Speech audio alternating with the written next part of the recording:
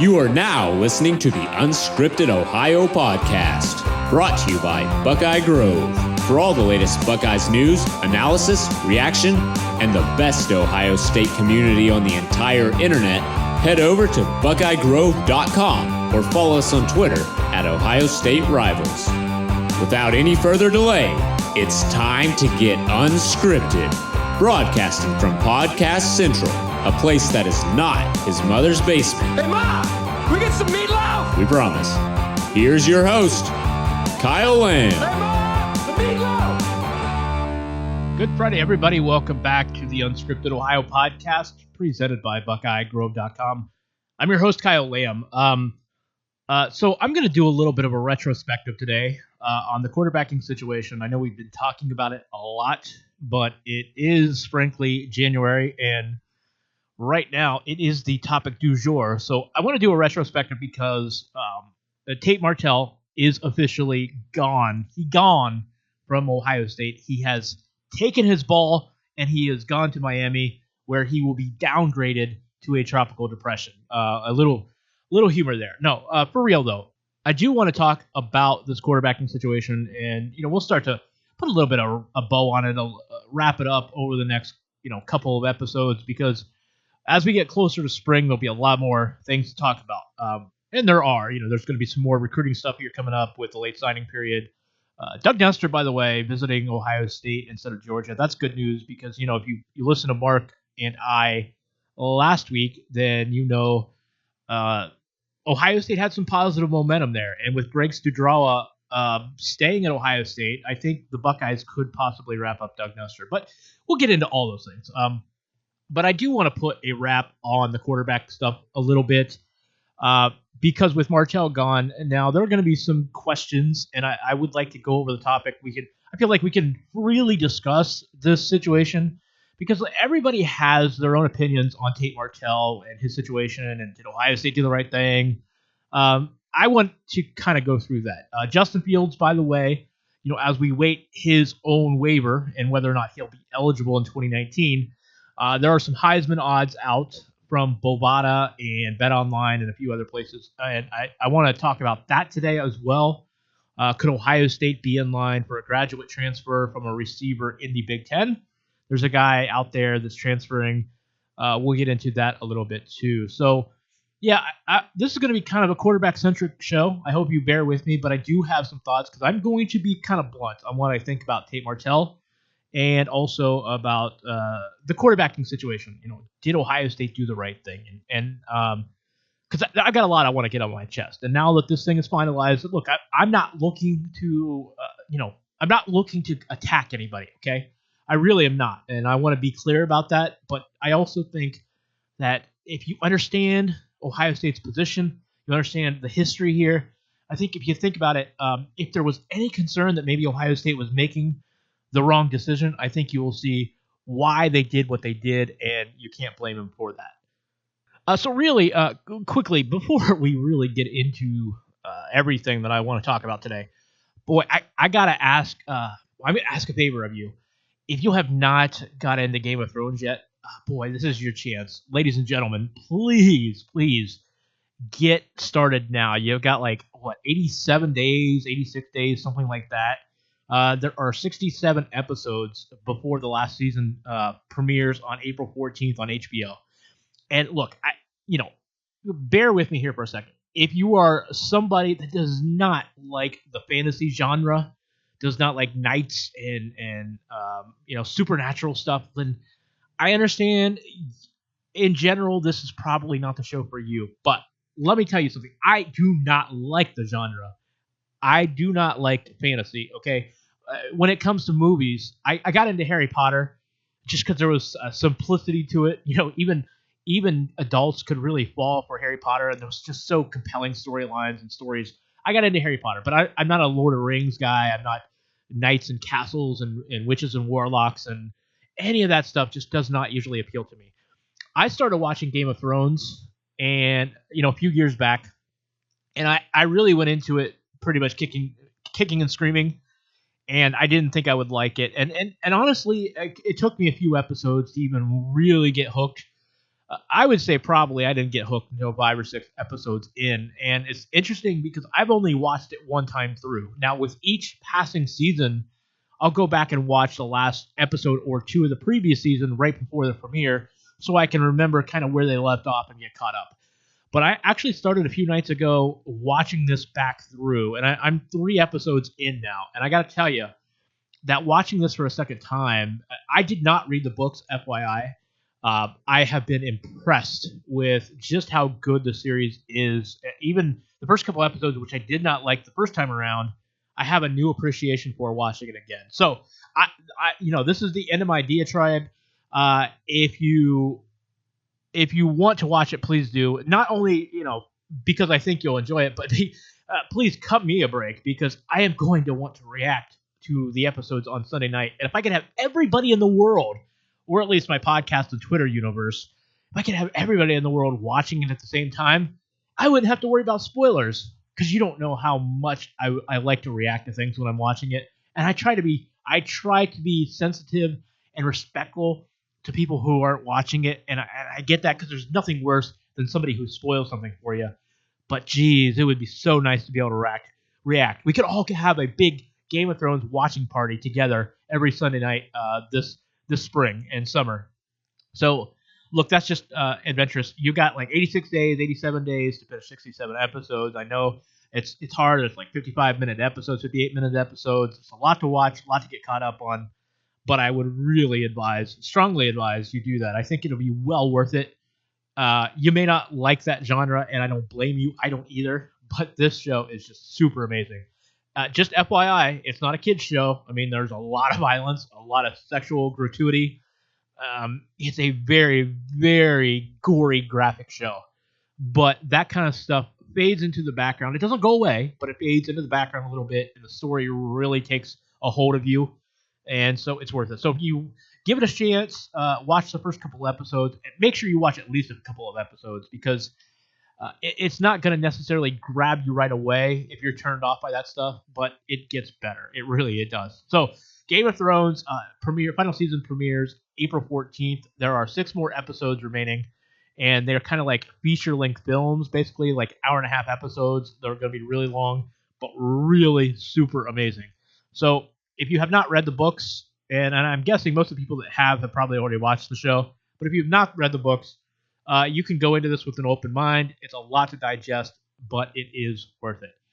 Anyhow, so we go from the realm and Game of Thrones to what's going on in Ohio State world. Justin Fields. So I mentioned the Heisman odds. According to Bet Online, he's 12-1 odds to win the Heisman Trophy this year. According to Bovada, I believe they listed him at 10-1. In both cases, Trevor Lawrence was, I believe, 3-1 odds, but Tua Tagovailoa at 4-1 odds. And Jake Fromm and I believe Travis Etienne of Clemson, I think, was 12-1. Actually, Fromm was ahead. I don't think Etienne was. But so long story short here, as I'm trying to think about this, Jalen Hurts, by the way, was ahead of him in both. So essentially, he's top 5 in odds according to both Bovada and BetOnline, and that's actually really impressive when you consider. You got to think that these sites are factoring in the probability that he won't be eligible for Ohio State, right? I mean, you got to think that that's a part of the calculation, and so for them to instill him at 10-1, 12-1 odds, when you're still factoring in, even if it's a small percentage chance, like 5 to 10% chance that he's not going to be eligible this year, then you got to say that's really impressive. I mean, really. So, bottom line is that the odds makers think very highly of Justin Fields as an Ohio State quarterback, and I think Ohio State fans should think really highly of the quarterback as well. And I've said I think he is getting his waiver. I don't really think there's a lot to worry about here. And that plays into the discussions that we're having about Tate Martell, because a lot of people are not so much concerned with necessarily how Ohio State treated Martell, but whether or not it was a smart move doing what they did so cavalierly, and because he might have transferred. And First and foremost, I think Fields will get his waiver. Now, let me explain the waiver process again. I've mentioned this a couple times, but here's the deal. The NCAA is looking at this from a hardship standpoint. Everybody that transfers, that's not a graduate transfer, automatically has to sit out a year. It's called the year in residence, okay? Everybody has to do it. Actually, the funny thing is, and I'm going to get long-winded about this subject later on, because this is the great irony. Everybody does not have to do it. If you're a college football player at the Division I FBS level, if you're a college football or college basketball player, a women's college basketball player at the Division I level, if you're a baseball player, or if you're a men's hockey player, if you play in those 5 sports, you do have to sit out a year. It's the year in residence rule, okay? If you are not in one of those 5 sports and you are in any other varsity sport at the FBS Division I level, you do not have to sit out. It's called the one-time transfer exception, and that basically accepts you. You get an automatic granted waiver as long as you're eligible and on track to graduate. You do not have to sit out a year. And that is true for every single Division II athlete and every single Division III athlete, which is why I actually do not like the fact that we're subjectively granting waivers in the first place. And I'll get into that. It's actually why I think Tate Martell should be eligible, but not for the reason, not with the current rules. I'm gonna preface this by saying I don't think Tate Martell should get a waiver based on the current rules, but I think he should be eligible and not have to sit out, if that makes sense. But Justin Fields is going to try to get a waiver, as is Tate Martell. Now, Fields has a lot better shot with the NCAA, because the thing is, the NCAA has 4 criteria to getting a hardship waiver. First and foremost, there has to be something that affects or impacts the health, safety, or well-being of the athlete. Okay, and it has to be a circumstance beyond the athlete's control. Second, you have to be on pace to graduate. Third, you have to be eligible at the time of the waiver. And fourth, the releasing institution, wherever you're coming from, has to consent to the waiver. Okay, now we already know, it hasn't been publicly stated, but I can tell you that Georgia is supporting and consenting to the Justin Fields waiver. It is believed to be over the racial incident. We know that the athlete that was involved, the baseball player, got kicked off the team down there. They are agreeing with the facts here, and they are consenting to the waiver. So there is a really good chance, because of the sensitivity and the situation involved, that Justin Fields will get his waiver. Basically, this incident affected, at least in theory, his health, safety, or well-being, and they were circumstances beyond his control. So he meets the requisites for getting an NCAA waiver, and that's why he's going to be, playing immediately. And I know there are some that will say, well, let's be honest, that's the reason that they're giving for the transfer, but the truth is it was because he didn't beat out Jake Fromm. Okay, that may be true. I don't know what's in his head, and I'm not going to speculate on that. I will say I think that's a fair read. But we're not going to dive that deep into it, because it's just not fair to know what's in his head. We don't know how these things impact him, so I'm not going to speculate. But it's a fair stance. Now, Tate Martell, on the other hand, reportedly Tate Martell is going to use the Urban Meyer situation as his rationale for getting a waiver. Now, Miami is under no illusion that Tate Martell is going to get a transfer, or going to get a waiver, I'm sorry. We know Tate is now at Miami. He's gone from Ohio State. He is not graduating this spring. So if he wants to play in 2019, he will need a waiver. And the University of Miami coaching staff, Manny Diaz, and the rest of their staff, they are under no illusion that he will be eligible in 2019. On a side note, I'm kind of interested at how many people have basically just assumed Tate Martell will take over down there. Remember, Jaron Williams, a really talented freshman, is at Miami, and if Martell does not get his waiver, Jaron Williams will likely be starting for the Hurricanes this year. Now, remember back a couple weeks ago, Tate was talking about how he was already in the Ohio State program, and he had a leg up over Justin Fields, and so you should anticipate it would be hard for Justin Fields to take over for Tate Martell, right? Well, so the same logic has to be applied here. If he doesn't get his waiver, then you have to assume it's going to be difficult for Tate to take over next year for Jaron Williams. Jaron Williams is a talented quarterback. I think he's a better passer right now than Tate, just from what little I've seen. There's not much there to base that on, but that's just my take. So Tate Martell will argue the Urban Meyer situation, or at least it seems that's the route they're going. Look, I can tell you, in the NCAA rules, remember I stated it has to affect his health and health, safety, or well-being, and it has to be out of his control. I can tell you misinformation is specifically stated to be within the athlete's control when it comes to waivers as far as the NCAA rulebook is concerned. Now, what I am not saying, because this is the NCAA we're talking about, they are known for their unpredictability. They're predictable in being unpredictable. So I'm not going to sit here and tell you that Tate Martell will not get a waiver.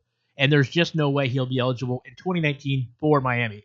But I am telling you that based on NCAA rules and NCAA precedent, it is very unlikely he's going to get one. I think Justin Fields will get one. I do not think that Tate Martell will get one, okay?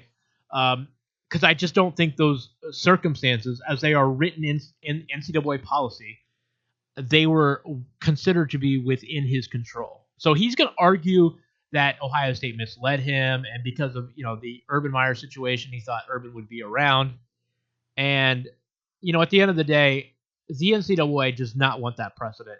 As crazy and as as inconsistent as this waiver process is, and I want to see it change, this is, I think, something that they just don't want to go down this road. There was a legislation that got introduced last summer where coaching changes would be a reason for a waiver, and it never got passed, and I don't think that they want to set that precedent now. So I don't think Tate Martell is going to get his waiver, and I don't think Ohio State would go along with it. Remember, one of the other criteria is that the institution has to go along with the waiver. Ohio State simply does not want to go down the road of saying, yeah, we lied to Tate Martell.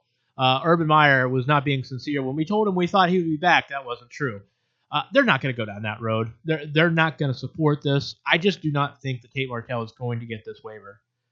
So anyhow, I think the other part of this then is, did Ohio State make a mistake? Now, look, this is the part where I'm not trying to be critical or overly critical of Tate Martell.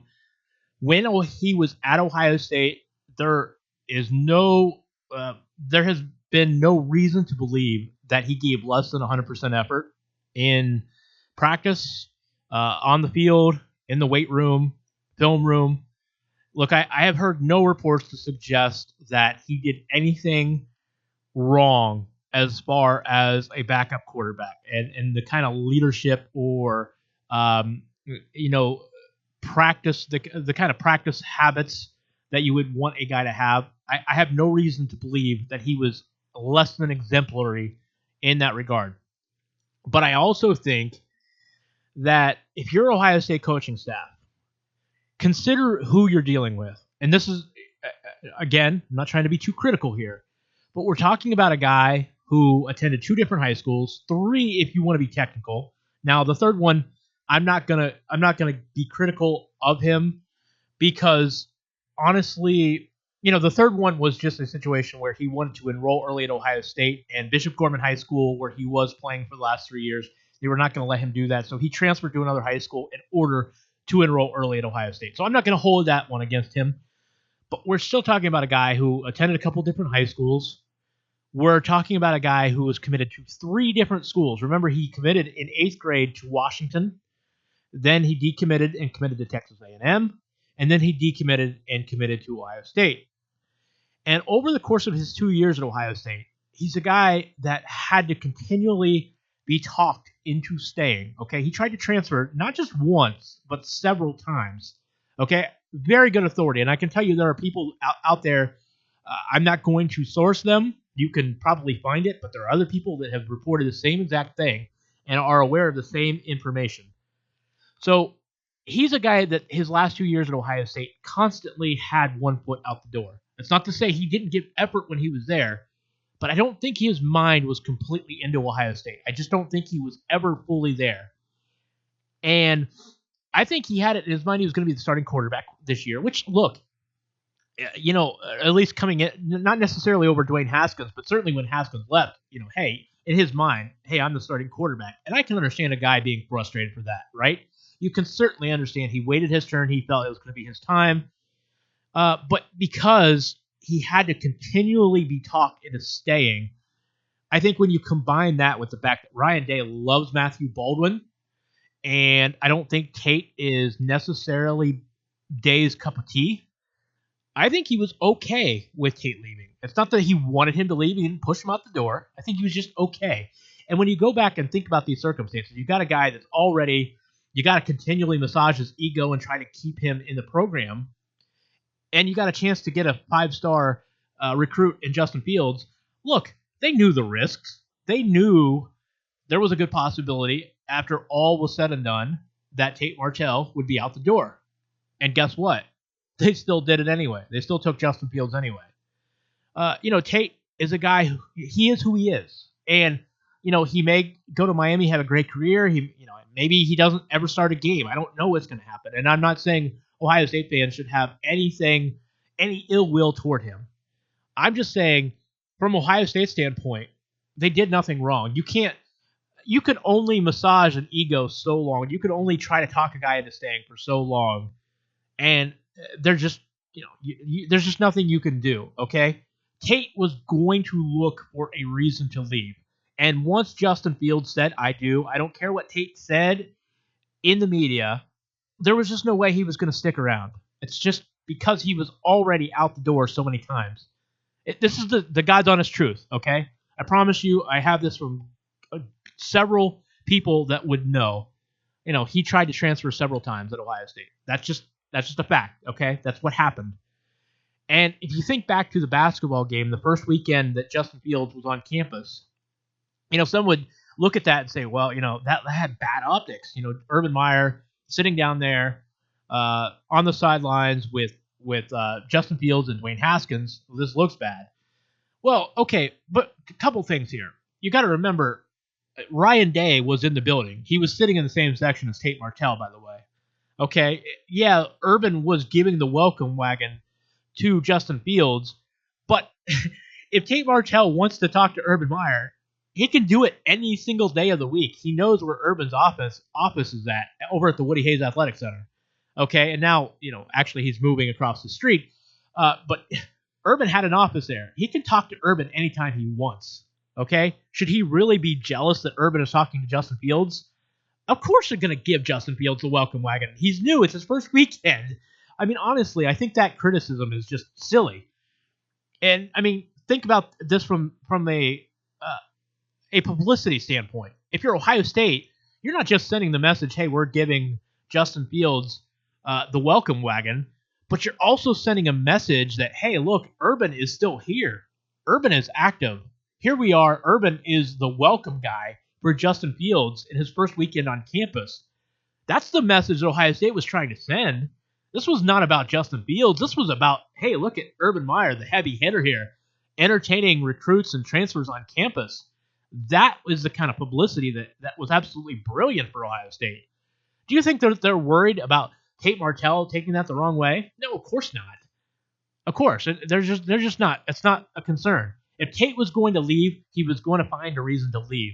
This wasn't the thing that set him off. He had it in his mind. He was gone anyway. This is just going to be the reason. This is going to be an excuse. But the fact of the matter is, we're talking about a guy that was just going to leave. That's just the way it is, okay? Don't criticize him for it. Don't hate him because he's not a Buckeye. But the fact is, he had tried to transfer several times. He was going to find a reason. Once Justin Fields said, I do, once he married Ohio State, Tate's nuptials done with, okay? He was going to be out the door. So I just don't think Ohio State was in the wrong here. I don't think it's even a bad perception. I think, Ryan Day was in the building, same section as Tate Martell. Ohio State wanted to get out front to show Urban doing the work. It worked. Look at how much attention those pictures and videos got of Urban and Justin Fields down at that basketball game. Ohio State got what they wanted out of that. They knew Tate Martell was likely to transfer. They knew the odds. They knew the risks. They're not worried about it. Now the question is, will this be, in hindsight, what's going to happen with Justin Fields' waiver? Look, you can sit here and you can worry all night long if you want to that Justin Fields will not be declared eligible, and there's always going to be a small chance because this is the NCAA we're talking about, right? I'm not going to sit here and guarantee you anything because I can't. But I'm telling you not to worry. I don't think the Tate Martell thing is anything to worry about. He has a history. They knew he was probably out the door. They took the guy that they think gave them the best chance to win. And I think that's where you got to go with this. Ohio State is going to have a new quarterback. If Justin Fields doesn't get broken in, then Matt Baldwin is going to have to start. But look, this is the way. This is where we are in college football. Alabama has had 4 quarterbacks in 5 years. Clemson just had their 3rd quarterback in 3 years. Oklahoma just took Jalen Hurts. They're going to have their 3rd starting quarterback in 3 years. This is where we are at in college football. It's turnover. You got to take risk. You go with the talented guy, right? That's what you do. You want to win championships. You go with talent. Now, I do think experience matters. If you give me the option, like in the Oklahoma's case, if you give me the option of Jalen Hurts, who is 26-2 as a starter and a senior, or 5-star Spencer Rattler, in this case, I'm taking the guy that's proven it, over 4 years, because Spencer has not played a single down yet. So I'm going with the experience in that particular scenario, because Jalen Hurts, he's a talented guy. Is he as talented as Spencer Rattler? No. He was not as talented as Tua Tagovailoa, but he is a guy that can win you games, like JT Barrett. And I'm sorry. I did it. I opened up that can of worms, right? Because now I just polarized half of you. Like, I just divided you. We were all going along nicely. We were all having a lot of fun. And I just said the words JT Barrett, and now I just put a big divide in the listenership of this podcast. How about that? So, which is probably why the Jalen Hurts Spencer Rattler debate is fitting, because it kind of reminds us of the JT Barrett stuff. But anyway, I like going with talent, but there is, when you have an opportunity to take a 4-year starter like Jalen Hurts, I think you do that over the guy that's unproven, because I think Hurts is enough of a talent. It's worth that. And that's how I felt about JT Barrett, but I know I just tipped off a lot of people. So it's going to be interesting, but I think Justin Fields is going to be the quarterback. I think this praise, the Heisman odds, suggest a lot of people have a lot of faith in him, and I don't think anybody's arguing against his talent. It's going to be interesting, because I think Ohio State has an offense in place for next year. You've got J.K. Dobbins and some of those young running backs coming in. We don't know what's going to happen with Brian Snead, although I assume he's gone. But you still got Master Teague. You've got Marcus Crowley coming in. Look, Ohio State's running back situation is going to be in great shape next year if they can get consistency out of the offensive line. Think about the receivers. You've got Austin Mack coming back. You have got KJ Hill returning. You've got Ben Victor returning. You've got Garrett Wilson coming in. You've got Cameron Babb coming off of surgery. You've got Jamison Williams coming in. You've got maybe Blue Smith in the rotation. Just all of the talent that Ohio State is going to have at receiver. You've got Jeremy Ruckert and Rashad Berry at tight end. Think about another possibility. I teased this earlier. Juwan Johnson of Penn State. And Penn State, by the way, man, have you been paying attention there? Penn State has 11 different guys that have either transferred or have been put in the portal. And I can only hope that they ever come out of the portal, because all these guys are going into the portal, but you don't see any guys coming back out of the portal. Actually, Tate Martell made it out of the portal. We know for a fact he is in Miami now. He managed to successfully leave the portal. But Penn State is getting they had 5 guys declare for the draft, I believe. They've got 11 guys either transfer or in the portal. I'm not sure what's going on over there. But Juwan Johnson is a name that's been linked to Ohio State. I don't know how seriously that is going to be discussed, but that would be an interesting development. You put Juwan Johnson on that team with Justin Fields and J.K. Dobbins and all those receivers. Folks, I think that's exciting. We saw our first glimpse, Greg Madison in an Ohio State uniform, or Ohio State polo shirt.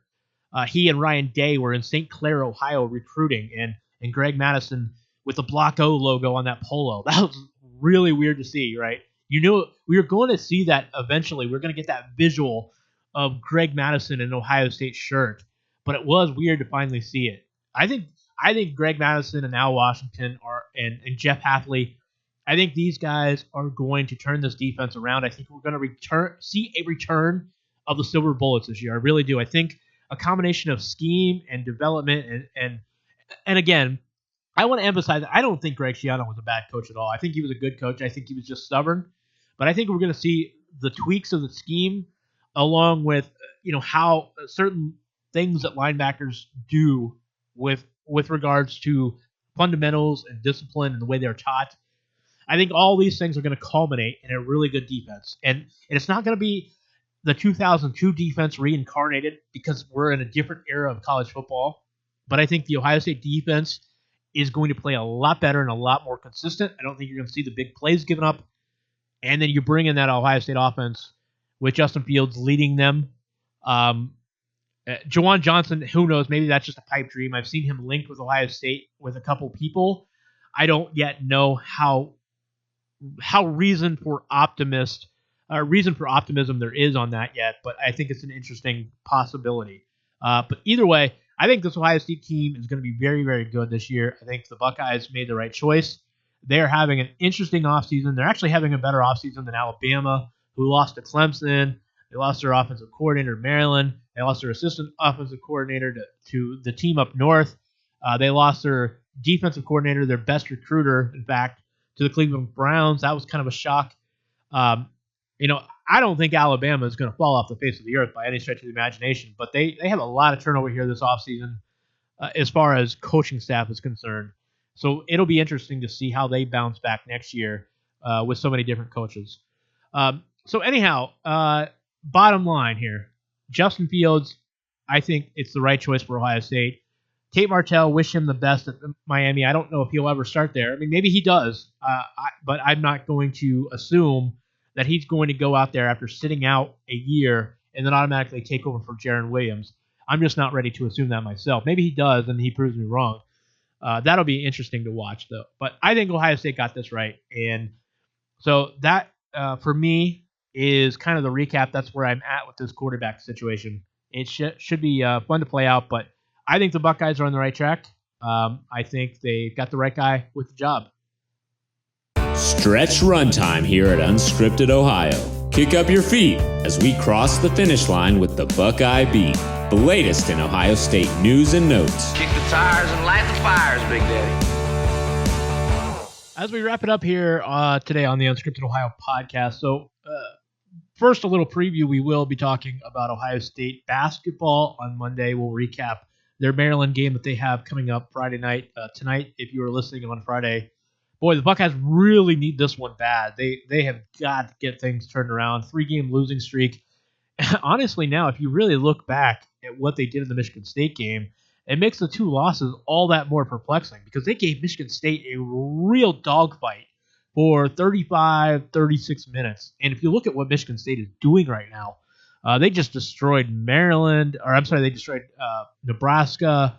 They've been blowing people away. So Ohio State gave Michigan State such a good run for their money. And the perplexing thing is just the mysterious case of the Ohio State basketball team just disappearing against Rutgers and Iowa. So I don't know what their deal is, but they really need this game against Maryland tonight. They've got to get more consistent scoring from the backcourt. C.J. Jackson and Keyshawn Woods have to be a dependable duo for the Buckeyes, and the young guys, if not, the young guys are going to have to step up. So Ohio State basketball tonight against Maryland at 6:30. We will recap that on Monday. I hope to have Mark Gibler back on as we talk some recruiting. Really, Ohio State has mostly turned the page to 2020 recruiting. And I got to say, how about that Brian Hartline, man? I keep telling you folks, ladies and gentlemen, Brian Hartline is here to stay. He is getting it done on the recruiting trail. A couple more offers going out to Marvin Harrison Jr., LaVon Bunkley Shelton, the kid from California, has glowing things to say about Ohio State and Brian Hartline. That 2020 class, there's going to be 4 or 5 receivers in that class, and every single one of them potentially could be a top 10 receiver. Potentially. I mean, it may not work out that way, but Ohio State is just killing it in that 2020 class, especially for receivers. Like I said, Ohio State will be potentially QBU in a few years because the receivers are going to be so insane, and Ryan Day has the reputation of quarterback coaches around the country. I think new doors are being opened right now for Ohio State football that have not been there in the past. And that's nothing against even Urban Meyer, who has been a terrific coach and had some great college quarterbacks. But the one thing he has lacked up until Dwayne Haskins as one of those prototypical NFL guys that just blow the doors off when you watch their film and you just your jaw drops to the floor and you're like, man, that guy is really good. Ohio State has not had that, and it's not just for Urban Meyer. They didn't really have it against under Jim Tressel. They didn't have it under John Cooper. They just have not had that prototypical NFL arm, a top 5 quarterback. Dwayne Haskins, might end up being that guy finally. I think they have him. In fact, Mel Kiper's new draft projection, by the way, had Nick Bosa number 1, Dwayne Haskins number 2, and also Draymond Jones and Paris Campbell going at the end of the first round. That's 4 Buckeyes potentially in the first round. I personally was a little surprised at the Paris Campbell projection, but I think Ohio State is definitely going to wind up with 3 because I really think Bosa and Haskins and Draymond Jones will slip in there. I don't see Campbell going that high, but we'll see. I could be wrong. I also actually don't see Haskins going number 2. I know the thought process was the 49ers would trade down and somebody like the Jaguars would trade up to number 2 to get him. And by the way, anybody projecting Kyler Murray to go ahead of Dwayne Haskins in the NFL draft this year needs their head examined. I am a big Kyler Murray fan. I think he's a great college quarterback, but he is not. He is absolutely not. And I hate to say never because, we wind up with egg on our face when we do something like that. But he is not getting drafted ahead of Dwayne Haskins in the NFL. He's just not. When you've got a 6'4" quarterback with Haskins' arm and being able to throw the ball around the field versus a 5'8.5", 5'9" quarterback like Kyler Murray, nothing against Kyler Murray, but nobody is going to take Kyler Murray when Dwayne Haskins is on the board if they need a quarterback. I just don't see it happening. Maybe I'll be wrong. I don't see Kyler Murray going in the first round. But anyhow, Ohio State, though, probably going to have 3, maybe 4 guys taken in the first round. I think Haskins will be the first guy taken. I don't actually think he'll go number 2, but it would be really cool, fascinating to see Ohio State having number 1 and number 2, Bosa and Haskins. That would be a really cool thing to see. I just don't think that's going to wind up happening, but I do think Haskins will be a top 10 pick. I personally think Murray will fall out of the first round, but it takes just one team to grab him. And, maybe he goes 22, 23, 25, something like that. I could see that happening. It's possible. But I'd be more apt to think he's a second-round pick when all is said and done. So, so a lot of things to talk about. We'll continue to discuss all that. But doors are being opened for Ohio State for Ryan Day. Quarterbacks, receivers, they've always had good running backs, generally good offensive linemen. I think it is going to be exciting. We'll talk about some more recruiting next week, though. As I said, they are in on a number of guys in the 2020 class. So that is going to wrap it up. Please, by all means, follow me on Twitter at KYLam8. As usual, you can follow the show every Monday and Friday on BuckeyeGrove.com. And if it is more convenient for you, you can listen to us on SoundCloud, iTunes, Google Play, Stitcher, or Spotify. In addition to listening to us on Monday and Friday, please listen to Corey and Johnny. That'd be Corey Thompson and Johnny Lunsford. Listen to them on Wednesdays on the Unscripted Ohio podcast feed. They are a great listen. If you are not already doing so, please give them a try. So we will be back on Monday. We'll talk some Ohio State basketball, some Ohio State football recruiting, and more. Until then, I hope everybody has a great weekend. We will be back at you soon. Go Bucks. You can get new episodes of Unscripted Ohio on Mondays and Fridays exclusively at BuckeyeGrove.com or anytime on SoundCloud, iTunes, Google Play, or Stitcher. Be sure to subscribe to stay up to date on all things Ohio State.